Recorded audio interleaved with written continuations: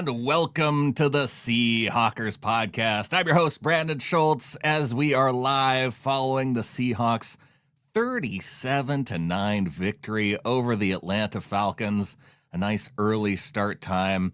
And Adam, a game that was never in doubt, right? Yeah, never in doubt. But there's a few things in this world that you can set your watch to, things that you never have to doubt, death, taxes, and Mike Macdonald gets double-digit wins as the Seahawks head coach. Hawks move on to 10-3. That's exciting. One win away from basically clinching a spot in the playoffs. I know the math probably doesn't say that, but it does feel like you get to 11 wins, you're in. And a day where defensively, no, never a doubt, not for 2 seconds. Offensively, a tale of two halves. So it'll be interesting to kind of dive into that a little bit more. Yeah, we've got Steve Hicks with us live in chat saying, woohoo, what a game. Great to see the second half adjustments. And we've got Sam Gelber coming in with the executive producer donation, $12. What a nice chill day to spend with Steve Rabel and his man crush on the Electric Man. Last cupcake of the season. Let's go.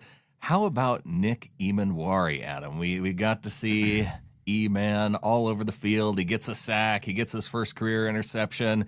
He's punching Kyle Pitts in the helmet and going field out the goal field. block. Field goal block. Yeah, I was saving the best one for last. Oh, okay. Because it seemed like you had glossed over it, and I thought I didn't want you to forget. But E-Man had a huge game this week, and it's a delight to watch. It's fun to see the way that Mike utilizes him in the way that his skill sets fit that role. Look, when I typed out my first initial notes on this game, this is the Spoon Emmanwori game. This is where those two players who we were so fired up about getting on the field together at the same time a number of weeks ago, like they just took over, and it was unbelievable. And it's like I said, I say this almost every week. I feel like when it comes to the defense, it's a joy to watch. It's a joy to watch these two guys go out and just snuff the life out of an opposing passing game. And then Eman doing it in all phases, really. Just awesome. Live executive producer Ryan 911 coming in with a $9.99 donation. Fun game. All three phases came through eventually. The defense was there the whole game. You had special teams coming and getting the kickoff return, the 100-yard kickoff return to start the second half, and that felt like it really kicked things off. And then the offense settled in, made some adjustments, and Sam stopped throwing it to the other team and decided to throw it to JSN, and we had a big JSN day too. We did. One of my players of the game, without question, couple TD catches. And really when they started to get him involved in the offense, that's when things started to really pick up. And look, it seemed as if they kind of got into the quick game a little bit in the second half because they really didn't go back to doubling down on running the football and really kind of change their approach to the run-pass ratio. But whatever it was that they dialed up on the back end, it did seem to really unlock things for Sam, and he was able to start getting through his reads. And honestly, I think what it comes down to is the pass pro was awful in the first quarter and started to get a little better in the second quarter. By the time they got to the third quarter, I think they had kind of figured out some of the blitz packages and that sort of thing that the Falcons were running at him. Sam had a little more time. You could see him get through his reads a little cleaner, and the offense started to click.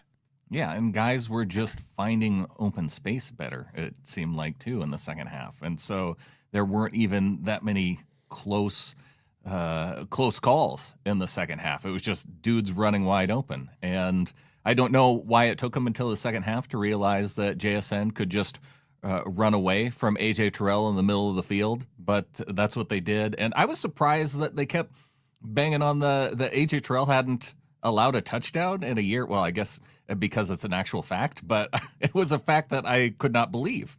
It was difficult to believe, but if you're going to be an announcer and you got to try to call it with some sort of equity to both teams, you're looking for anything positive that you can for a Falcons team that sucks ass and looked like that today and has no fans and plays in a crappy stadium. It was fun to watch that terrible team, but yeah, that's the one good stat that they could pull up for the Falcons today.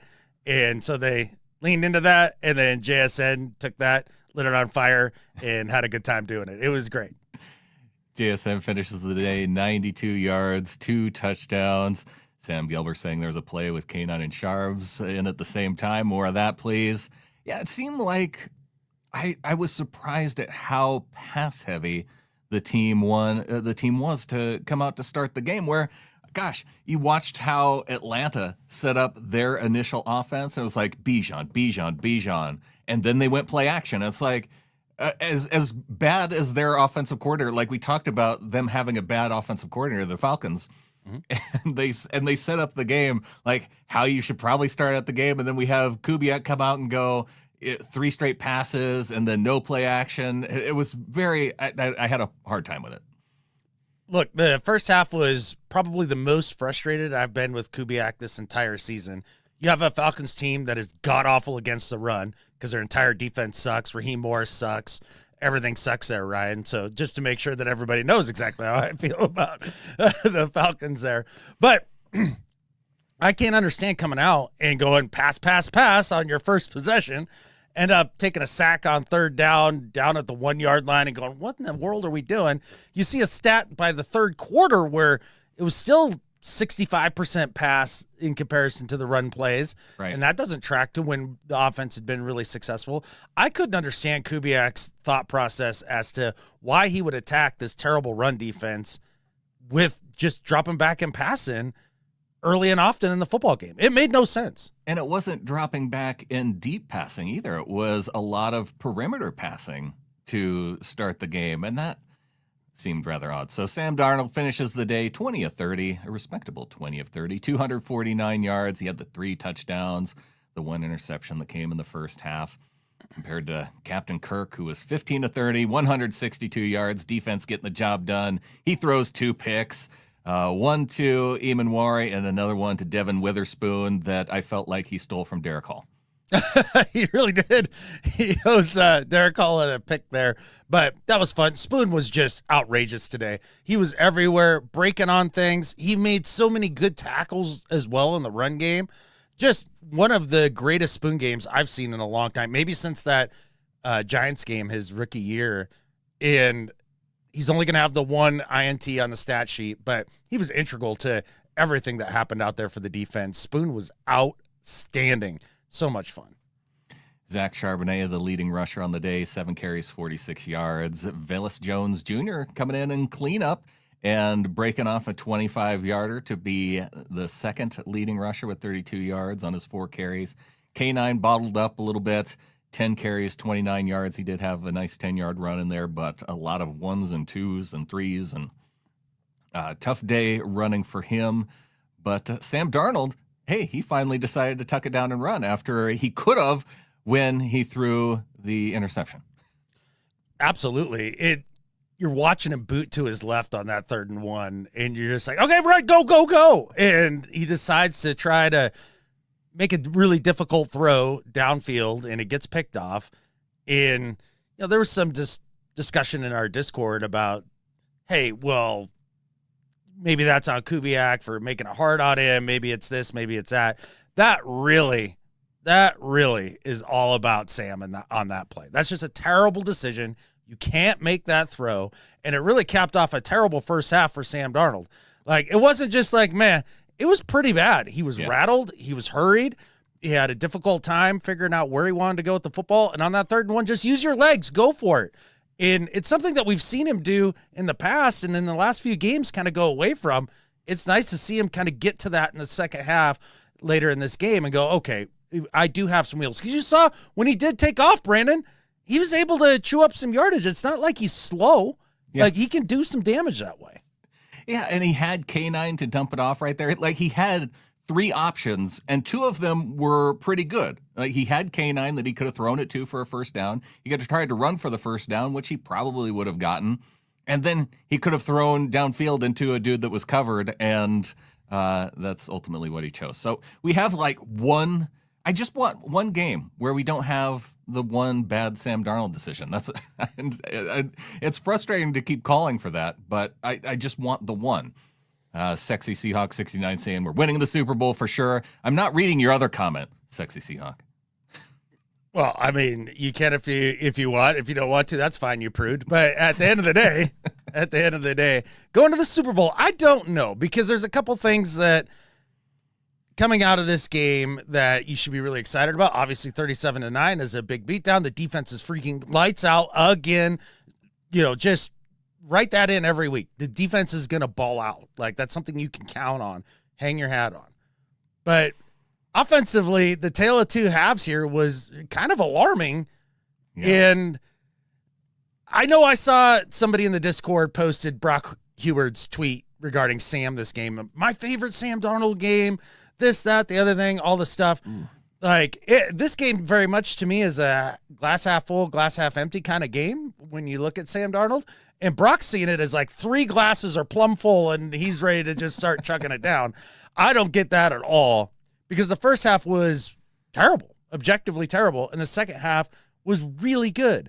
And so you say, I'd love to have that game without Sam having the one stupid pick or whatever it is. It's not going to happen. This is who he is. Right. Like that, it's something that we just have to accept because that's how it is. The other part of this that really frustrates me is that I keep waiting for this team to kind of turn the corner in the run game and not get away from it when they shouldn't, and actually keep pounding the rock.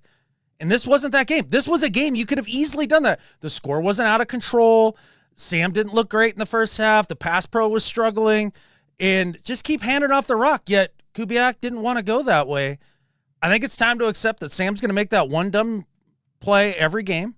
Whether or not it results in a turnover, we'll see. And then the run game itself, it's not going to happen. It's just not going to happen. And I think if it didn't happen against this team, good luck down the stretch with good teams coming up. Yeah, you want to be the team that dictates what you want to do to the other team. And it seems so often that Clint is maybe playing more matchup based than he is trying to really find, Seahawks football. But Seahawks football is JSN, and he went off for 7 catches on 10 targets, 92 yards, 2 touchdowns. And then we got the Rashid Shaheed game. Finally, we got 4 catches on 5 targets, 67 yards. Cooper Kupp filling in for a couple as well. He gets the touchdown. He gets 2 catches. We get to watch him run super, super slow, but we do get to see him in the end zone, so that was fun. And then A.J. Barner mixing it in there too. Yeah. Gosh, I was 2 yards away from Barner getting me all 3 bets this week. Oh, no. Yeah, but that's all right. That's all right, because we did get the Kupp touchdown. And look, as much as I just kind of railed on Kubiak there a little bit, he was able to scheme open a guy who can't run for a wide open touchdown in Kupp, and that was super fun. So I enjoyed that very much. When 4 guys cover JSN in the end zone, yeah. I mean, it's going to leave somebody open, and on that play, it was Kupp. Yeah, absolutely. And, he got it in there. So good for Kupp, and it really did extend the lead. But you're right about Shaheed. This is his best game as a Seahawk. The touchdown return was a lot of fun, and he read that well, and you could see the speed. And I'm surprised they didn't get him the ball more often, because against the second corner there, they had that matchup all day if they wanted it. Jeremy Green saying Shaheed trade starting to pay off, and also saying the defense can make up for Sam's one dumb throw every game. As long as we keep it to 1, Adam, I think this is correct. I think Jeremy Green's correct. They can find a way, especially if they're going to do things like Nick Emmanwori blocking field goals. If the defense is going to, I think they shut him down on 4th down conversions. Well, shoot, look at this. 3rd down conversions on the day for the Atlanta Falcons. Ouch. 1 of 13. And then 1 of 2 on 4th down conversions. So, yeah, a team is not going to win a football game going 1-13 on 3rd down conversions. Definitely not. They're not going to win a football game when the defense forces 3 turnovers. Kirko with the 2 picks. That was awesome. And then, Jared Reed coming back. What a big storyline that's going to be going forward for this team. You see his impact early in this game, getting the fumble on Bijan, and then Spoon coming in and cleaning it up with the recovery. Just this defensive line is just so loaded, and getting Jared Reed back is a massive deal. And it could very much make up for at least 1 bad Sam decision, maybe even 2. Like I would maybe a bad decision and a half. is what I would consistently say the defense could do. Yeah. Well, I guess it just depends on how the bad decision manifests itself. Like, because there's been bad decisions where it ends up playing out okay. Like, it doesn't hurt us too bad. But then there's the bad decisions that turn into turnovers. So, however you want to work that. But Seahawks score 4 touchdowns. They get the 3 turnovers, only have the 1 ball turned over. You mentioned the Jaron Reed fumble. That was, especially with them being down inside the red zone, that was a big play by Jaron Reed to make that fumble happen. It was huge. And they could have had 5 touchdowns on the day if JSN can just be a little more aware of where he is on the back of the end zone there. That was a close play. But it really did just turn into a dominant performance, and the Seahawks win going away. And it does make you feel pretty confident going into this last part of the season, knowing that you only really need 1 or 2 more wins to be in the playoffs for sure. And that's the position they put themselves in. And I can't wait to watch these next few games as the competition level ramps up, even if the Colts will be out without Indiana Jones, who's hurt in all the legs. Yes, he injured his Achilles today, so we're going to be facing, Riley Leonard for the Colts now. Oh, is that where he is? Yeah. From Notre Dame? Notre Dame. That's the kid? Oh, he's bad. That's going to be rough. Yeah. Marlon 85 saying, feel like we didn't get a sack. We need more sacks. And yeah, it did feel like we didn't get Kirk pressured quite enough. They did get the 1 sack. Was that? I'm trying to think of. Oh yeah, it was the Nick Emmanwori sack, of course. Mm-hmm. But yeah, not. And I think that just speaks to more of Kirk, the veteran dude, being able to get rid of it when he needs to, looking for the check down when he's able to recognize the pressure. So, it felt like we could have gotten it maybe a little bit more on the defensive line, but they were pressuring Kirk all day long, making him have to throw into, obviously caused a couple interceptions, having to throw it into the dirt a couple times. I was very pleased with the defensive line. And lighten him up after a couple throws. Oh, yeah. And even though it wasn't a sack, there was one rep where I think it was Spoon on the blitz who came in and then just destroyed Kirk after he let the ball go early in the football game. And you knew that it was going to be tough for Kirk at that point, because he doesn't want to get hit anymore. That's just where he's at in his career, being an old quarterback. And I understand the numbers don't look like that they were amazing, but I guarantee the pressure numbers are going to be relatively high when it's all said and done. Yeah. Rushing yards for the Atlanta Falcons, 120 on 31 rush attempts. And I think that's the thing that impressed me most from the defensive line in this game, and then the supporting cast too. But knowing who they were up against, Bijan Robinson, Tyler Algier, to hold them under 4 yards per rush, that to me felt like what ultimately won the game, because Kyle Pitts, that was their. I got frustrated when Kyle Pitts would catch a ball, because he was the guy, the only guy who could catch passes, and some of those catches ended up being kind of crazy. But there were a couple too where it was wide open. It's how do you let Kyle Pitts be open? Because he's their dude. And not only that, but we've watched Kyle Pitts do, precisely nothing for the majority of his career. I talked a bunch of trash about him before the game, and to watch him, actually catch a number of balls and be the majority of their passing offense, that was frustrating. But to your point of keeping Bijan and Algier in check, 120 total rushing yards for the pair. That's a really good day against a team that's really all they had to lean on in this game, with Drake London being hurt, being down to Kirk and all of that. And actually give special teams and the offense a little credit for keeping that rushing yardage down as well, because with the block from Emmanwori, with the return for a touchdown, that puts you up by, what was it at that point? That was 13-6. So that puts you up by 7.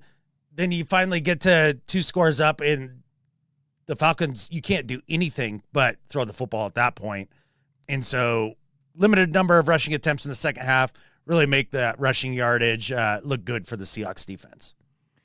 Navajo Egg Rolls coming in, a member out on YouTube for 8 months. A big thanks to Navajo Egg Rolls. And Red Zone D was insane and held Bijan to less than 100. And you're not wrong, Egg Rolls, because red zone efficiency for the Atlanta Falcons, 0 for 4. So they got down inside the red zone 4 times, not able to punch it in. Even on goal to go, not able to punch it in. So the Seahawks defense bowing up there inside the red zone. And that's another impressive part of it, too, because that's one of the things I think we looked at stat-wise, that the Falcons were so good coming into this game. I think they were 60-some% inside the red zone. And part of that you say, well, they get there so infrequently, but because they have Robinson and that's the guy that they ultimately feed, and keeping him out of the end zone in this game was huge. It was huge, and this defense has been phenomenal in the red zone all year. I don't know what the red zone percentage is off the top of my head or where it ranks, but it's got to be up there because they've been super stingy down there, even when they've been put in a rough position. Nate Schutz saying Pitts had a monster game last week, and it was up close to 100 yards. And with Drake London out, that's what I mean. It's like he's their only guy who's really that Kirk's able to target. TF Easter Bunny asking, how many yards does JSA need to average for the rest of the year to beat the record? I think I heard coming into this game it was 125 yards per game, and so falling below that pace means it's probably going to be close to 130 yards per game from here on out. So that's going to be really tough. That's unless they really start airing it out, I just don't know if he's going to get there. But that doesn't mean that he's still not going to finish in the lead over the entire NFL. Yeah, he probably will finish there. We'll see what happens. He could have a couple of huge games down the stretch too and help kind of bump up the one performance here that is just slightly under 125 yards. But I said this early in the season. I've said it throughout the season. I could care less about this record. I don't care in any way, shape, or form. It'd be cool for a Seahawks receiver to have it. So I care a little. Okay. All right. But I'm not going to lose sleep over it or anything. Yeah, it's not something that I'm going to be tracking, really. Sam Gilbert saying receiving yards should not be a team goal. But it's like when Sean Alexander got the touchdown record. Like, that was cool. Sure. And then it got beaten 2 years later. I was just as excited about it then as I am now. Just like, yeah, all right. Like, hooray for records. Jeremy Green saying, how about that BSPI call on Job? He didn't do anything wrong. The officials had some weird calls in this game. I guess. But it's not like it was impactful. So no, not at all. I wasn't, I guess, too bothered by it. But yeah. If we're going to talk about calls, I think probably the two that are the most interesting to talk about would be Mike Moe slinging Kirk Cousins to the ground for literally no reason. Like, what are we doing? I just don't understand that. Another taunting call, like whenever he makes a physical tackle, like he has to let the offensive player know. Like, no, you don't. You can just get up and celebrate. You don't have to remind them that you tackled them.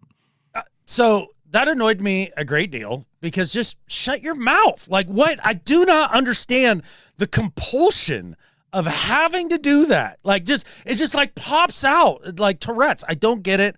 But what annoyed me even more is celebrating after the PBU on the next play. Like, that doesn't even come close to making up for the entire 15 yards that you just gave up. Like, don't celebrate after that. Like, you need to make about another 4 of those before it's time to celebrate again. It's frustrating. Jeremy wants to know, is that moonshine that you're swinging, sligging?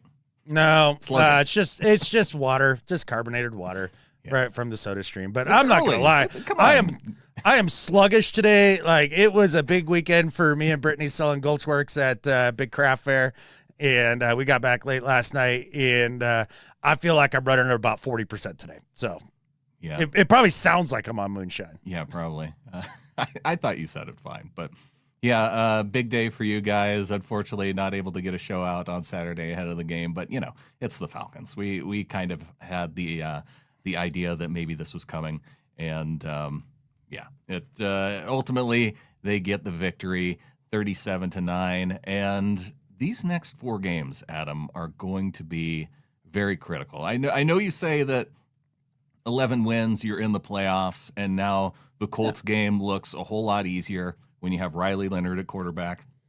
Still, we're going to be going up against another difficult running back with Jonathan Taylor. But it does seem like you should be able to get one win out of these next 4 games. I think it's more of an idea, though, of what can this team show over these next 4 games that then give you confidence once they do make it into the playoffs. I mean, I think we talked about it earlier, just the idea if Sam could somehow take the one weird decision out of every game, and if they could get consistent in sticking with the run early and often, and those would be the 2 things. They are going to face, the other great running back in the league. I think Bijan, Jonathan Taylor, whoever you want to choose personally as the best running back in the league. I mean, I would accept either one. Totally different styles, no doubt. I love that my camera froze right there. That was a really fun moment. But with that said, I do think that they can tee off on JT. I think the power back, I think, is one that they're going to be more able to stop than Bijan. He worried me a little bit more. And then with Riley Leonard at quarterback, it makes their offense pretty one-dimensional. But defense is still good. They're a good football team overall. It's going to be more of a test than this Falcons team by quite a bit. Jeremy Green saying the Colts have a pretty good defense. Let's see our offense play well against them. Didn't they lose their defensive tackle, though, for the season? Like that's been kind of a big hit for them. That's news to me. I honestly don't follow Colts stuff very closely at all. So, well, that's okay. You got a couple days to prepare here as we gear up to talk more Colts, and we'll see how they played in this game because they were playing at the same time as our Seahawks. So I'll have to go back and watch that one. But we're going to be rooting for some Rams losses, some Niners losses, always. And just always, yeah. But yeah, looking forward to this game coming up. Really these next 4 games, because I think that's the kind of the point that I wanted to make too, is that now you're getting into Carolina, not necessarily, I would say, a playoff caliber team, but maybe. I mean, we did see them beat the Rams, so it's not like you can take them lightly.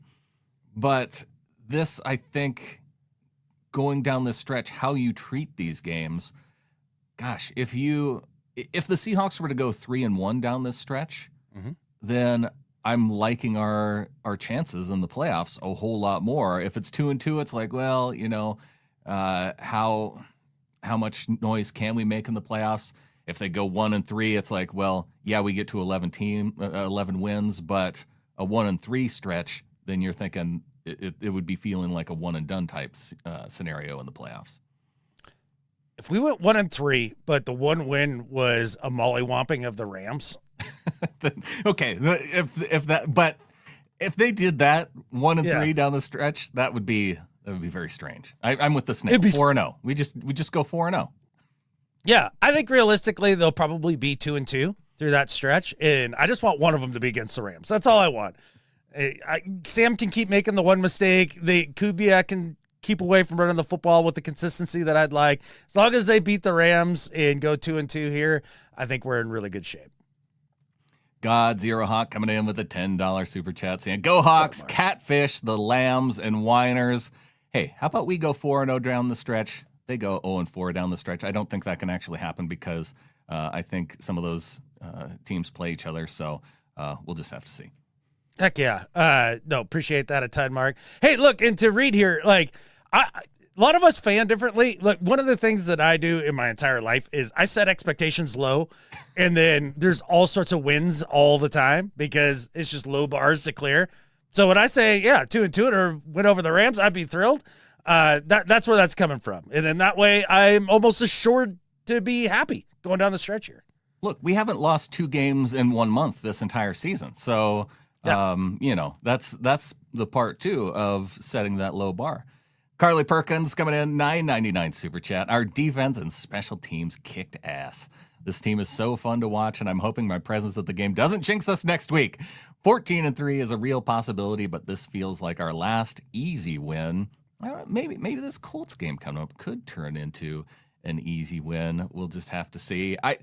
I do want to go back, though, because one of those comments earlier was talking about how, because this defense is so good, you do kind of root for them to be on the field because this is what I want to watch. Absolutely. It's more enjoyable as a whole, like down in, down out, and because it's greatness. And watching greatness is a great time. Number one defense in the league. I'll keep saying it until the national media starts repeating it too, because I think they're better than the Texans. I think they're better than the Broncos. The Rams have one of the better defenses out there, I think, and I think we're better than them too. We are, without question. And so, yeah, I'm always rooting for the defense to get out there in some ways. But, yeah, special teams, give them a lot of credit this week, to Karkar's point. And that it's been good all year. I mean, give Jay Harbaugh credit, too. Inside running joke in our group in the Discord about there's a lot of people giving him grief early on, before the season started, early in the season. And so now anytime something good happens, it's like, fire Harbaugh, like, get him out of here. But good for him. He really has it going. We're going to give him another week. He showed enough this week. We got the special teams touchdown. We got the field goal block. Jay Harbaugh, he does deserve another week. Yeah. All right. Well, a big thanks to everybody who came in with the Super Chats this week. Sam Gelber, Ryan 911, our live executive producer, God Zero Hawk, Carly Perkins, and a big thanks to Navajo Egg Rolls for coming in with the monthly membership comment there. And yeah, Navajo Egg Rolls also saying they're figuring out how to use Shaheed and also how to move the pocket. That's something we didn't have the first time through against the Rams and against the Niners. Hey, I like our chances against the Niners way more now than in week 1 of the season. It's the Rams game that really, and gosh, part of me wishes it wasn't on a Thursday. Like I want a full week so that way there's no excuses, because you know that Rams fans are going to say, oh, well, they got us, but it was on a short week. I don't want that. Yeah, they'll come up with any excuse. Hey, this is why I was so mad about the first game. I'm like, man, we got to get this one, even though it's on the road, technically, in a house that nobody knows whose it is. But at the end of the day, I thought this Thursday night matchup would be a little more difficult just because of what you're talking about, the truncated time frame, all of that. But here we go. We're going to see how it goes. 3.5 points favorite next week, according to Reed here in the comments against the Colts. I kind of feel like that line's a little low, to be honest. I think it should probably be like 6.5. Why don't we just put up another 35 points in the first half? Then we can play our backups the rest of the game, and everybody gets lots of rest then before the Thursday night game against the stupid Rams. Yeah, that'd be awesome. Plus, a lot of confidence going into that game. That'd be fun as well.